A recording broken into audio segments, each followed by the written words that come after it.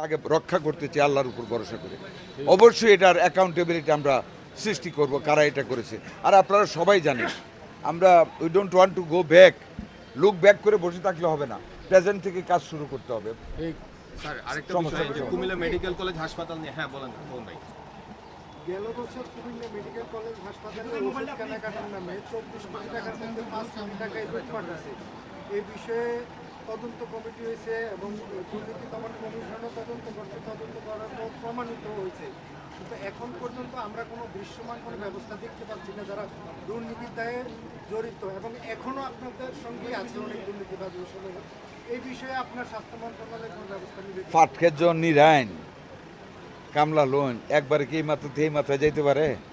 আস্তে আস্তে নিরায় যাইতে হবে। উই হ্যাভ স্টার্টেড, আমরা কাজ শুরু করেছি। আগে তো আমার যা আছে এটাকে সঠিক করতে হবে পাবলিক হেলথের জন্য, ওই কাজটা করতেছি, ওইটাও পাশাপাশি চলতেছে। সময় আসলে সব আপনারা দেখবেন। আর আপনাদের যে এমপি মনিরুল চৌধুরী সাহেব অত্যন্ত মানে বিচক্ষণ লোক, সকল কাজে দক্ষ লোক। আর আমার উপর চাপ সৃষ্টি করে, এগুলি সব ঠিক হয়ে যাবে ইনশাল্লাহ। একটা প্রশ্ন, আজকে তো আপনার যে পরিদর্শনে আসলেন হঠাৎ করে, সেটা মেডিকেল কলেজের 6টা জেলায় আমাদের প্রায় 1 কোটি মানুষের যে স্বাস্থ্যসেবার যে স্থান, 500 শয্যা দিয়ে 2000 লোকের সেবা চলছে। স্যার এটাকে উন্নতিকরণ করেন এবং পরিদর্শন করে আপনার কাছে কী মনে হলো? স্যার আমাদের এই কুমিল্লাবাসীর অঞ্চলকে স্যার আপনি একটু বাঁচান, আমাদেরকে উন্নত করে দেন স্যার। মাননীয় আপনাদের মাননীয় এমপি সাহেব অনেকগুলি ডিউ লেটার দিয়েছেন এসব ব্যাপারে। এগুলি সব মাননীয় প্রধানমন্ত্রী অফিসে আমরা ফরওয়ার্ড করেছি, সেখানে ডিপিপি হবে। আল্লাহর রহমতে আমরা প্রত্যেকটা উপজেলার স্বাস্থ্যসেবার মান উন্নত করব, আমরা বেড সিট সংখ্যা আমরা বৃদ্ধি করব, যাতে করে মানুষ স্বাভাবিক। আপনার দোয়া রাখবেন।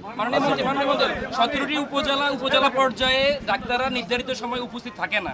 এছাড়াও প্রতিটি উপজেলায় আইসোলেশন চালুর কথা থাকলেও সিভিল সার্জনের কথায় আর কাজে তেমন কোনো মিল আমরা দেখতে পাই না। আপনারা শুনেন, সিভিল সার্জনকে আমি সারাদিন চাপলে এটা হবে না।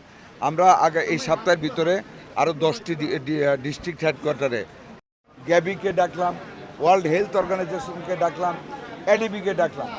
আমার অ্যাপ্রোচে মাননীয় প্রধানমন্ত্রীর কথা ভেবে, তার সততা ভেবে এই বিদেশি অর্গানাইজেশনগুলি হুমড়ি খেয়ে 7 দিনের ভিতরে এডিবির টাকা আমরা রিলিজ করে দিলাম, যেটা কোভিড আমলের টাকাটা ছিল।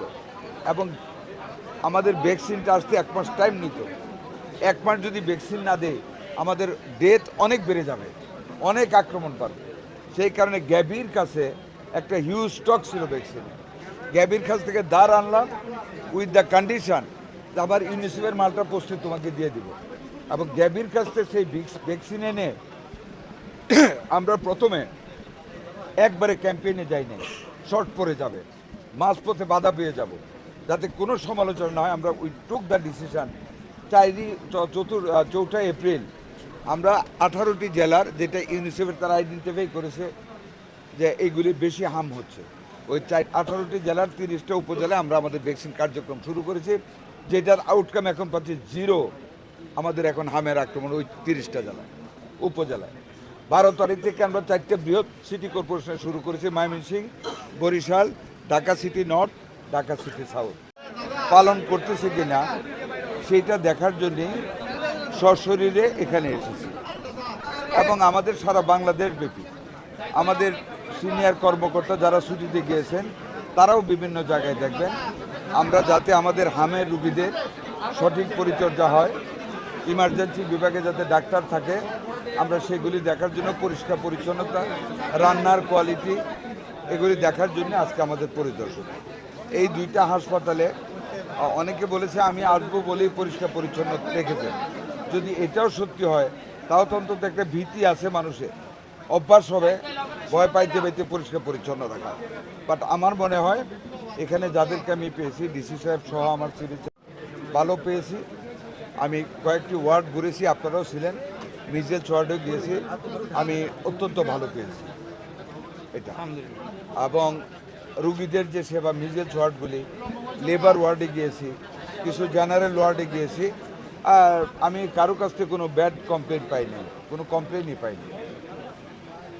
দ্বিতীয়ত যে কথাটা আপনারা বলেছেন যে এখানের আরেকটা কি জানি বললেন, স্বাধীন তদন্ত কমিটি। একটা কথা আপনাদেরকে বলি, আমি যদি 10টা এত কষ্টের ভিতরে, এত সীমাবদ্ধতার ভিতরে, আওয়ামী লীগ ফ্যাসিস্ট সরকার এবং গত কেয়ারটেকার গভর্নমেন্ট সরকার, আপনারা ইউনিসেফের স্টেটমেন্টগুলি শুনেছেন যে তাদেরকে 7 বার রিমাইন্ডার দেওয়া সত্ত্বেও আওয়ামী লীগ এবং কেয়ারটেকার গভর্নমেন্ট কোনো ভ্যাকসিন নেয় নাই প্রাইভেট কেনার জন্য পয়সা খাওয়ার জন্য। আমরা এসে যখন ফার্স্ট ডেটটা হলো মহাখালীতে, রাত 1:45 মাননীয় প্রধানমন্ত্রী ফোন করলেন যে মন্ত্রী সাহেব কোথায়? আমি বলে স্যার বাসায়। তো মহাখালীতে একটা বেবি মারা গেছে, মিজেলসে এক্ষুনি যান। এই 1:45টার সময় রাশ করে গিয়ে মানে ইনস্ট্যান্টলি ওইখানে আমি 18 ঘন্টার ভিতরে আইসিইউ করলাম। ওই দিনতে রাত থেকে আমরা যাত্রা শুরু করলাম। পরের দিন মিটিং করে দেখি কোনো আমার ভ্যাকসিন নেই। আপনাদের এখানে যা অ্যাটেন্ডেন্স দেখলাম আগের গতকালকার প্রত্যেকটা ভালো ইনশাল্লাহ। আমাদের ইমার্জেন্সি খোলা আছে, মিজেলস ওয়ার্ডের ডাক্তার আছে, লেবার ওয়ার্ডের ডাক্তার আছে, সারা বাংলাদেশ উন্নত হয়েছে।